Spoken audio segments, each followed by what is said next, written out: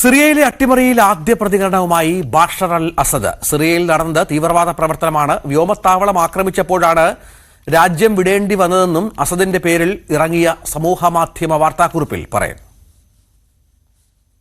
സിറിയയിൽ വിമതരുടെ അട്ടിമറിയെ തുടർന്ന് നാടുവിടേണ്ടി വന്ന പ്രസിഡന്റ് ബാഷർ അൽ അസദിന്റെ ആദ്യ പ്രതികരണമാണ് പുറത്തുവന്നത്. മോസ്കോയിൽ അഭയം തേടി 9ാം ദിവസം വാർത്താക്കുറിപ്പിലൂടെയാണ് പ്രതികരണം. സിറിയയിൽ നടന്നത് തീവ്രവാദ പ്രവർത്തനമാണ്. സിറിയ വിടാൻ നേരത്തെ തീരുമാനിച്ചിരുന്നില്ല. തീവ്രവാദികൾക്കെതിരെ പൊരുതുകയായിരുന്നു ലക്ഷ്യം. ഡിസംബർ 8-ന് പുലർച്ചെ വരെ ദമാസ്കസിലായിരുന്നു.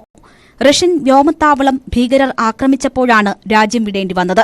വ്യോമത്താവളത്തിൽ ആക്രമണമുണ്ടായതോടെ റഷ്യൻ അധികൃതർ തന്നെ മാറ്റുകയായിരുന്നു. ഭീകരരുടെ കൈയിലകപ്പെട്ടാൽ രാജ്യത്ത് തുടരുക അസാധ്യമെന്നും ബാഷർ അൽ അസദ് പറഞ്ഞു. സിറിയൻ ജനങ്ങളുമായുള്ള ബന്ധത്തിൽ ഇടിവുണ്ടാകില്ല.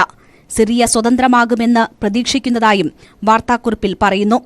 താൻ രാജ്യം വിട്ടതിനെക്കുറിച്ച് പുറത്തുവരുന്ന അസത്യങ്ങളുടെ കുത്തൊഴുക്കിലാണ് ഇപ്പോൾ ഇക്കാര്യങ്ങൾ പറയാൻ നിർബന്ധിതനായതെന്നും സുരക്ഷാ കാരണങ്ങളാലാണ് വിശദീകരണം വൈകിയതെന്നും അസദ് വിശദീകരിക്കുന്നു. അട്ടിമറിയിൽ പുറത്താക്കപ്പെട്ട അസദ് $250 മില്യൺ മോസ്കോയിലേക്ക് കടത്തിയെന്നും അസദിന്റെ ബന്ധുക്കൾ റഷ്യയിൽ അനധികൃത സ്വത്ത് സമ്പാദിച്ചുവെന്നും ഫിനാൻഷ്യൽ ടൈംസ് റിപ്പോർട്ട് ചെയ്തിരുന്നു. ഇതിന് പിന്നാലെയാണ് അസദിന്റെ പേരിൽ വാർത്താക്കുറിപ്പ് പുറത്തുവരുന്നത്. News desk, news 18.